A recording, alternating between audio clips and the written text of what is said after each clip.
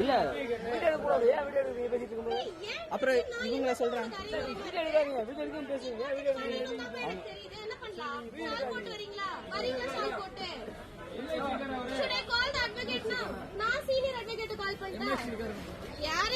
கூட்டிட்டு வாப்பா. அப்புறம் என்ன பண்றது? அப்புறம் ஏதாவது ஒரு கம்ப்ளைண்ட் பண்ணனும், என்ன பண்ணணும்? கூட்டிட்டு வாங்க. பரவாயில்ல, வேற வேலை எல்லாம் பெருசா இல்ல, கூட்டிட்டு வர சொல்லுங்க.